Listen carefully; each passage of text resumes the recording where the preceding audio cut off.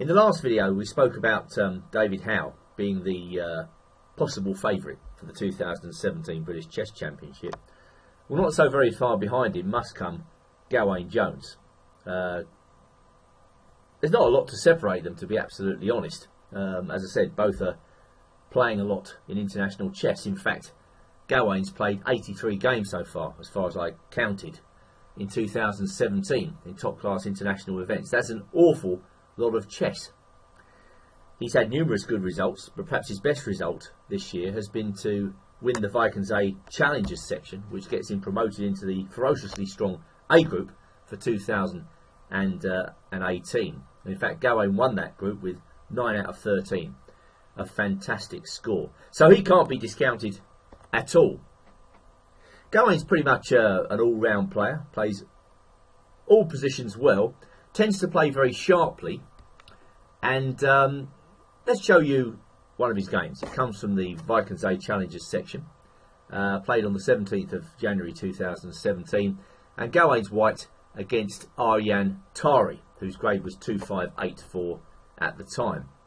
And the opening choice is very interesting. It's a line which has been a favourite of British players for quite some time now, the so-called Barry attack.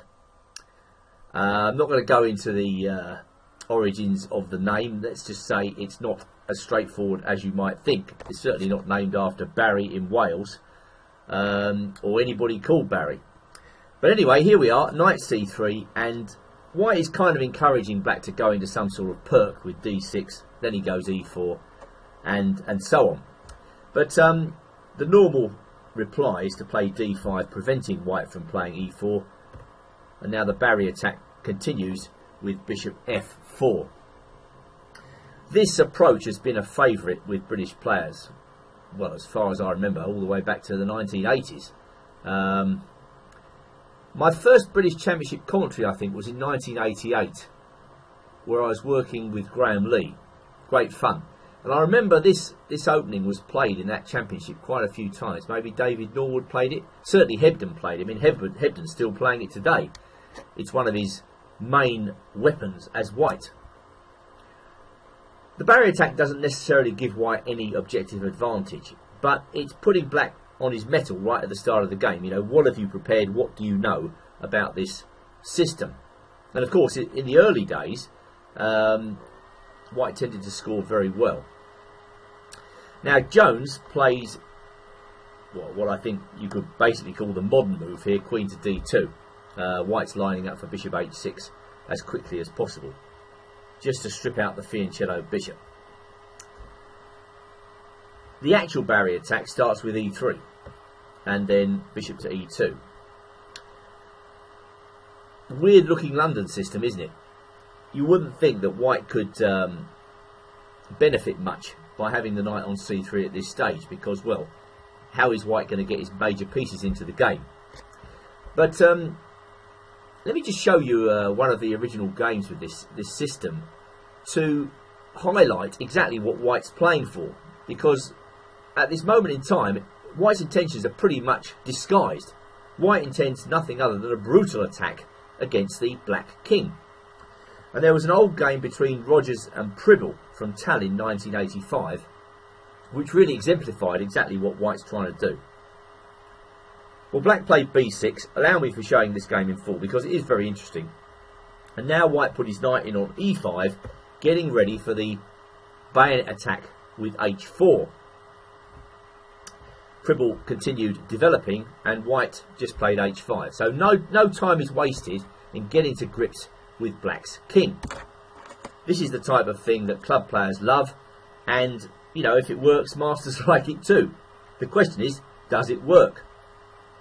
Well, Pribble makes the Barry attack look like a fantastic opening in this game, as Rogers wastes no time whatsoever, stripping out the pawn on g6, and then playing bishop to d3. Not only lining up his bishop for certain ideas against g6 and h7 perhaps, but making room for the queen. This is the really significant point of white's bishop move. The queen wants to come out to g4 and then get to the h-file and give checkmate. So e6, I mean, let's not forget there were ideas of rook takes h7 in the air as well. That's another very dangerous string to white's bow. King takes, queen h5 check, and black is not long for this world. So Pribble played e6, just letting his queen come out. White brought his queen out, and now black defended the pawn with knight c5. But now this route 1 chess continued with queen to h3. Well, you can see, if you're not prepared for this stuff, this could be a very short evening at the chessboard for black. Pribble took on d3 with check. It's interesting that in the present day, Pribble is actually using this system, 30 years on with white. And now black played a miserable looking move, king to f7. Well, I mean, I can see why he doesn't want to play h5, but perhaps that was the only move. Of course, white can take on e6 with check. At least black gets some sort of temporary sanctuary for his king in this line, but there's no doubt that white is better after d4. Not clear how much, but he must be significantly better. Perhaps it's too early to call the position winning.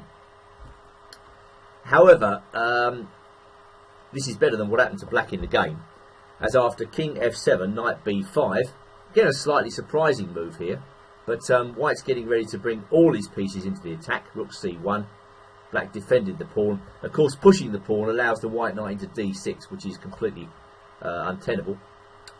Now king to e2 by Ian Rogers. Black played bishop to a6, and the white knight wheeled its way around to f3 to join the attack. Of course, what's noticeable here is the complete absence of black's counterplay.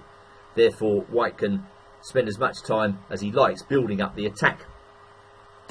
h6 stopping knight to g5, but unfortunately for black, white can take that pawn and allow rook h8, because now comes knight g5 check, which is a complete crusher.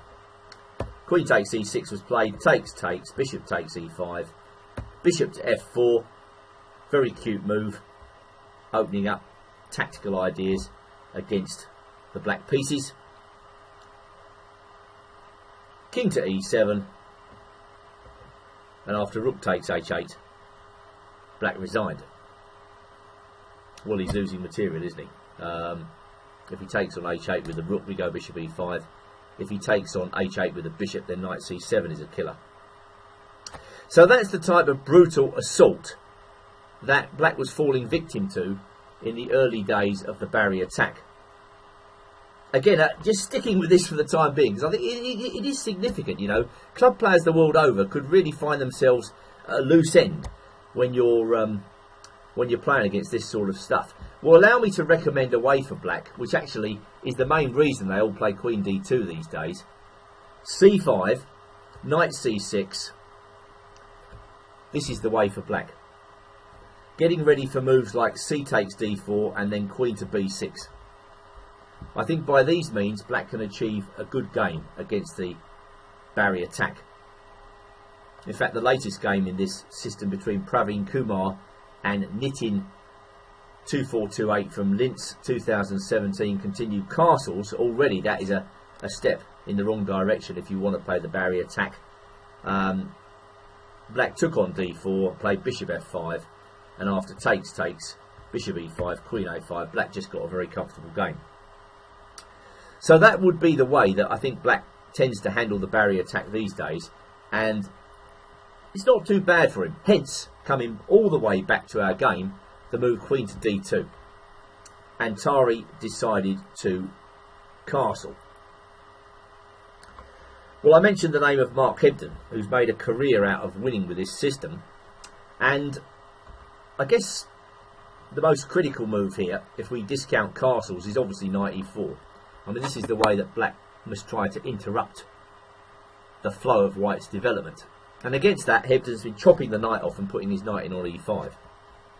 Just playing for the type of nagging edge that he needs to take the game further against less experienced opponents.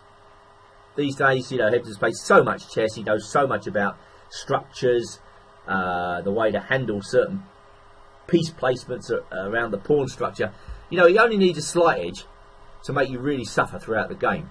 And there was a game he played against Joyal Tilal from London in 2014. Let's just take a look at this, because it looks as though it's really leading up to some sort of rather tedious position. You know, the knights are exchanged, not a lot in it. But on the other hand, black's got this double pawn. And this is enough for Hebden to keep the game on the boil and to make black suffer. So first point to note, he's not giving anything away about where he's going to put his king.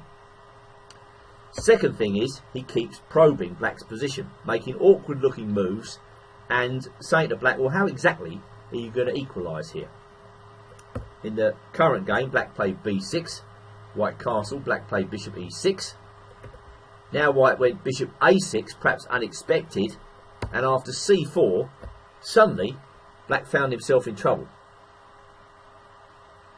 Significantly, the white bishops are stopping the black rooks from coming into the game. Amazing to think that after c5, the game only lasted a couple of moves longer. But there we are. Black resigned this position. A loss in 18 moves. That's why Hebden keeps playing this stuff. You know, it was pretty clear the black player didn't really have any clear idea where to go with this.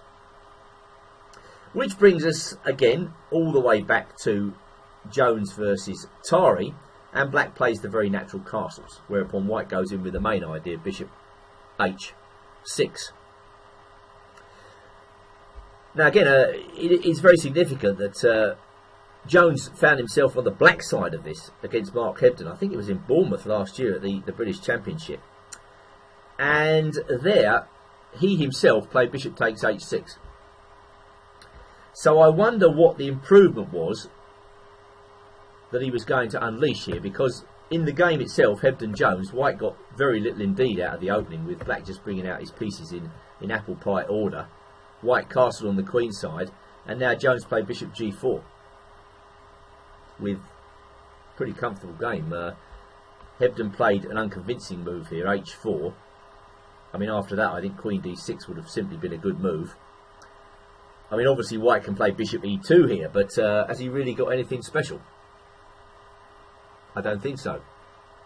So I wonder what Jones had in mind against that. There must have been some improvement waiting in the wings to be seen. But anyway, Tari played his knight into e4. Again, this interference move. And now white plays queen to e3. Black took on c3. White took on g7 and then took on c3. Bishop f5, e3. Queen to d6. And now white castle on the queen side. Well, you have to ask yourself, has white really got anything here? Objectively, I would say he probably hasn't. But over the board, possibly white's position is slightly easier to play. And again, it's got something to do with the pawn structure and perhaps the slightly better bishop. Now, in fact, there was a Hebden game against Emmanuel Berg, which was played in Oslo in 2012, where instead of castles on the queen side, bishop d3 was played. But part of white's advantage, if it exists at all, is the fact that his bishop is slightly better than black. So it's hard to imagine that that is going to lead to anything other than a drawn position. I mean, Hebden tried to spice it up with c takes d3, but black had a perfectly respectable game here after a5 and knight to d7. That game was drawn in 30 moves. So that's why I guess Jones comes up with his improvement, castles on the queen side, pretty natural move. He's saying to black, well, okay, how do you take this further? So black played knight to d7, white played knight to h4. Excuse the rather large aircraft going over my house at this current moment in time. And black played bishop to e6, whereupon white played f4. So here we are. White is getting ready to erect a slightly more favourable pawn formation than black, and he's also making this bishop on e6 a bit of a target, isn't he? He's saying, well, that bishop's not very well placed and you can't improve it. f5. Bit of a controversial move. Did black really need to do that? I'm not so sure. I mean, I think possibly knight f6 is a decent move for black.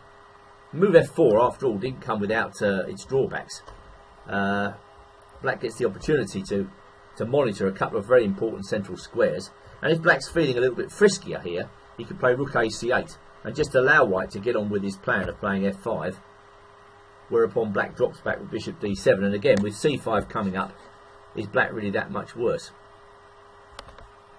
Well, Tari clearly didn't want to allow any of that, so he stopped white's plan with f5. But after h3, knight f6, bishop d3, again you have to say that white's position is just a little bit more comfortable than black's. Rather typical type of advantage that you get with this Barry system. I mean, this is not a Barry attack anymore, is it? It's a kind of way of playing. So black played b5. Well, there must have been other moves, but I guess Tari was looking for ways to spice this game up. And one of them must be to push his queenside pawns to try and start the initiative over there. Gawain brought his knight back. b4, and now queen to c5. White is happy to allow the exchange of queens. And of course the question for black is, should he take on c5? Well, Tari didn't take, he played knight to d7. Now if he takes, take back. How bad is this for black? I mean, I can see why black doesn't play this, because white's knight is going to land on d4 quite soon. But how bad is it? For instance, can we play a5? Let the knight come, and then just maybe drop our bishop back. Okay, I can see why black doesn't do this, because white can play for g4. And it's virtually impossible for black to attack that pawn on c5. So could black play a5? Let's have a look. Could he play knight d7 here? That's another interesting move. White pushes forward, knight c5, knight d4, then go bishop g8. I mean, maybe this was also possible. Again, I can see why black doesn't do this, because it gives white the opportunity to play g4 for free. But that might have been possible. Anyway, black plays knight d7 in the game. The queens come off. And now we reach a rather peculiar position after knight g5, bishop g8, and now g4. c5. I mean, this clearly was the reason black didn't take the queens off a couple of moves ago, because he wanted to give himself this opportunity a bit later on. c3. White doesn't like black playing c4 here in broad daylight, so he just gives his bishop a bit of room. If he goes g takes f5, I'm pretty sure black would have played c4, driving the white bishop passive, and now takes on f5. So it's now just a question of how this position is panning out after rook g1. Again, you gain the impression it's a little bit better for white, but at the same time it's not easy, because black's got everything protected. I mean, white can't just power down the g file, because black can nullify him something like this. And it's not totally clear who's better here. Probably if all the rooks come off, it's just going to be a draw. So that was possible for white. Instead he goes c3. Black takes on c3. White recaptures. And now I think black plays this in a rather imprecise way. But it's a very unclear situation. It's a rather unorthodox position. I think you'll agree. Black plays knight b6. Well, was that the correct location for the knight? For instance, can black play takes on g4, which the computer likes here, and then knight f6? This is a significant difference from the game, because black's knight comes to quite an attacking square on f6. I mean, I can see why, again, black doesn't do this, but white's got to defend his pawn. Say he defends it this way, well, now black gets all his pieces into the game after rook fe8 and then rook ab8. And I don't think this could be considered too bad for him. Looks fairly level to me after rook b1, takes rook e7. I would say draw is on the cards in this position. But going back, Tari doesn't do this. He plays knight to b6. Gawain takes on f5. Now we get a similar sort of variation to the last one, but I think this is much worse for black than before, because the knight on b6 is not helping to defend the king side. It's not attacking anything on b6, and black struggles to get his rooks into the game in the same way that he did in the previous line. So I think black is probably starting to get the worst of this position. Now he played bishop e6. Well, there is a very significant weakness on f5 for white to aim at. For instance, if bishop f7, which is kind of similar to an earlier line, we go takes, takes, and then rook g5, and this is the difference. All of white's pieces suddenly converge on the black king side, and probably, pretty sure white's winning this one. So bishop e6 by Tari, rook g5 anyway, knight to a4, some sort of counter-attack, and now Gawain starts to up the tempo of the game by playing rook h5 and then rook g1, sacrificing the pawn on c3, and if black wants to take on a2, then he can do that as well with check. But of course that would allow white a devilish attack. So black blocks the g file. In comes the knight. All hands on deck now for white. And the most important thing now is to get his attack going. And Gawain does this by taking on h7 and now moving his rook to d7. Rook gd8. Again, taking on a2 was possible, but looks pretty horrible. Don't think you really want to allow the rook to take on d6. So rook gd8. Again, I wonder, was rook ad8 better? That clearly allows white to take on a7, but then the idea is to take on d4 and put our other rook on e8. Maybe this would have been better for black than the game, I don't know. So rook gd8 in the game. Knight h7 check, a very good move. It allows black to get rid of that horrid bishop, but at the same time, the white rooks now start to really increase in power and scope, and the pawn on f5 is getting weaker and weaker. So rook to g8, he's got to do something about the file. Then came a check, king to e7, and now this rook to g5 move. And if black takes, well, this gives white two very powerful passed pawns. So black tried to bring his knight back, but white was really now on the ball. Takes on c5, very good move, and black now play rook a c8. So game's changed, come down to a double rook, probably what will soon be a single rook endgame, and one where white has far more opportunity to win than black. I mean, white's got active pieces, the black king is wide open. If black took on c5 here, then I suppose white's got a choice. He could take on f5, or he could even play a stable move like h4. In each case, white's got a massive advantage. So black's trying to stir things up. Gawain is not going to release the advantage once he's got it, and he plays this endgame very, very well. So he took on g8, took on d6 with check. White's two pawns up here, and now pawn up to a4. Well, where is black going to get his counterplay from? As far as I can see, the only source of counterplay for black is the e3 pawn. So he's got to try and get his rook in somehow, maybe in behind the back, and get that e3 pawn. I think that's the only way he's ever going to remotely hope to save this endgame. I mean, maybe that's why white didn't go rook f6 here, because after rook g6, rook takes f5, black has got rook e2. I mean, clearly white's rook can, go over to a5, and then he can play a move like h4. But I don't know. I guess this is winning, but perhaps not completely clear cut.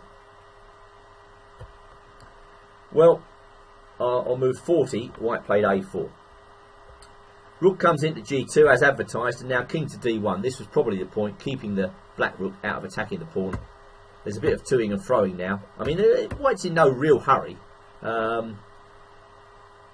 Black's got to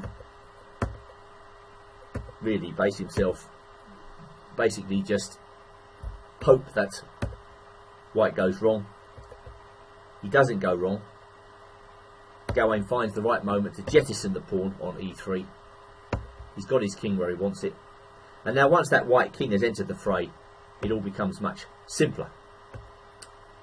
So up comes the white king. Of course, there's no defence now. Fairly straightforward now. Rook to h7, rook to a6, check, king up, king e5. This is the problem. In comes the king, and now f5 was the last move. So a game where, at the end, Gawain showed excellent endgame technique. So there we are, Gawain Jones. Clearly he's going to be someone to watch in Llandudno. And I'm really looking forward to the battle between Howe and Jones. Who will come out on top this time?